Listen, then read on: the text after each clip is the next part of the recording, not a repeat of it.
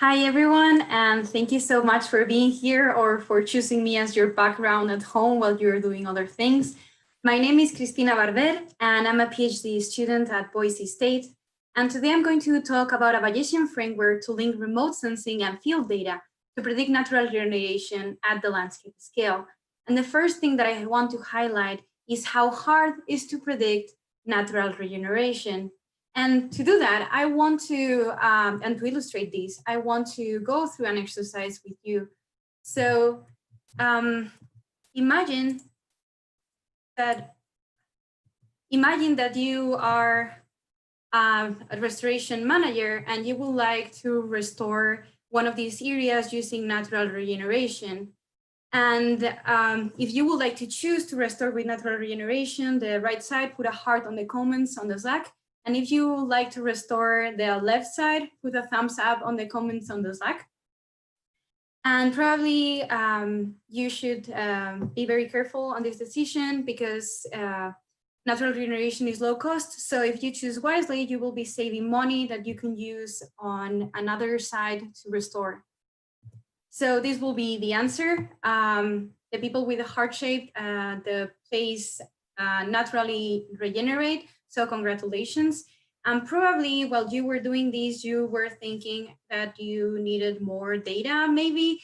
And then this is just like a coin toss. And you're right, we need more data.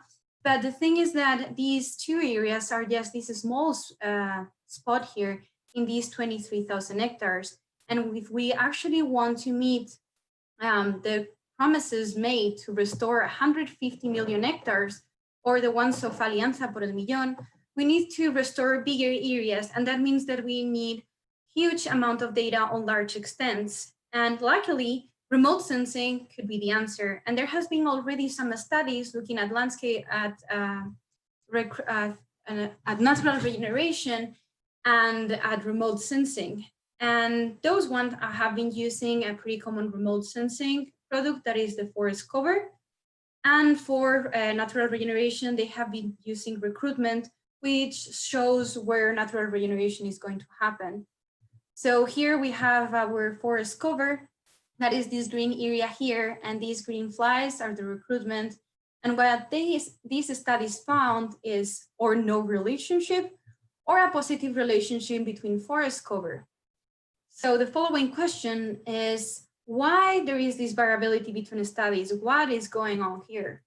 So I look at the literature, and apparently dispersal syndromes and species traits are important for recruitment, and that makes sense because not all of the species will recruit, not all of the species will recruit on the same places, and they will not disperse on the same way. So the next thing is like, what if we actually could know which are the species here and we could model them properly? Also, land management has an effect on recruitment, and that makes sense because land management changes the abiotic factors on the land, and that has an effect on the vegetation that is going to grow. And also, farmers have a tendency to protect the seedlings of the plants that they actually like. So the next thing was to think, what if we will know the species, but we will also know where the properties that are the units of land management.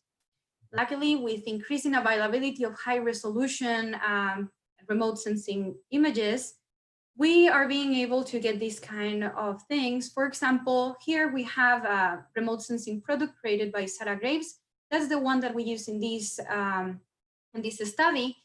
And all these black dots here are all the tree crowns and 23,000 hectares. And if we zoom in, this is what we see. This layer was created using a segmentation on LiDAR and then using an SVM on hyperspectral imagery.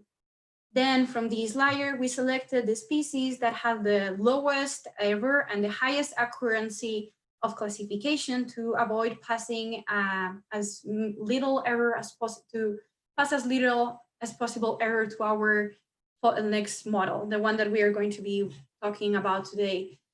This species Arbusonima crassifolia, it's successional species that is dispersed by animals. Guathuma morbifolia, early successional species dispersed by animals as well.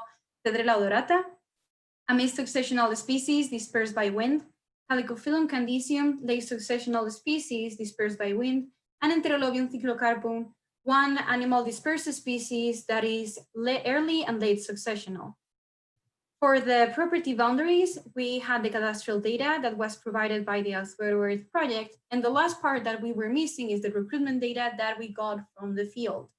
We created 5,810 different transects of 5 by 5 meters, in which using a tablet and a GPS, we located all the seedlings from our 5 species that were of the size of 0.5 to 10 centimeters DBH.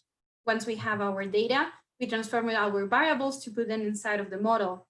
And we did this first creating our response variable, that is the recruit abundance, by just counting the amount of seedlings that we had in our plots. Then from the tree crowns map, we extracted the tree crown area of conspecifics and heterospecifics. Conspecifics are the trees that have the same, that are of the same species as the recruits, and heterospecifics will be the other species of trees. We calculated these by summing up all the areas of the trees within 100 meters radius from the plots, and then we standardized it. Then we extracted this species identity also from the tree crowns layer and the property identity from the cadastral data. Then we plotted, we did a few plots because we always have to check our raw data before starting to model. And I wanted to share these two graphs with you because they show two important features for modeling these data. One is that there is kind of like a ham shape between recruitment abundance and the amount of conspecific trees. And the other one is that we have a huge amount of zeros in this data. So after testing a few things, we decided to go with a zero inflated model. This is the probability equation for the zero inflated model, in which we have one part that describes where there is no recruitment and another part that describes where there is recruitment. These probability is described by lambda and alpha. And the way in which we parameterize them is using for alpha a Bernoulli, because this will be telling us the probability of recruitment happening. And the predictors that we use is the conspecific tree crowns, elevation to control for topography, and heterospecific tree crowns. And then we allow the intercept and the slopes to vary by species and by property. Then lambda was defined using a negative binomial, because it's going to tell us the probability of the amount of trees of recruits that we are going to have. And this one, we included conspecific trees as predictor, a quadratic term for the conspecific trees, and then the heterospecific trees. And again, we allow a variability of the intercept and the slopes by species and by property.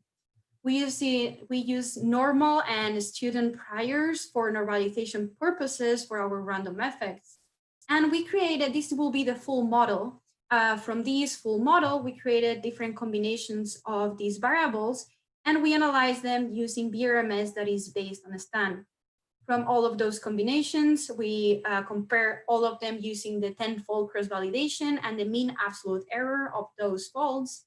And the best model was the one that have conspecific and heterospecific trees, the quadratic term, and variability of the intercept and slopes by property. This points out that land management is important and a source of variability in the landscape, and might be the reason why we are having studies that are finding effects and others that are not finding effects from the forest cover. Also, we can see how conspecific tree crowns and heterospecific tree crowns need to be separated in these kind of models, because as we see in the inference, conspecific and heterospecific trees have different effects.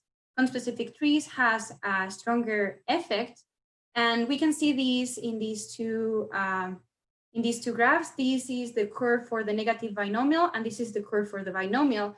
And we can see that in both, the slope of conspecific is more steep. This could be another source of variability on the landscape that can be causing the difference between studies that found an effect and that did not found an effect. Because if we put conspecific and heterospecific trees inside of the forest cover, then when we have a higher proportion of heterospecifics, we are going to be masking the effect of conspecifics and dragging towards zero the total effect.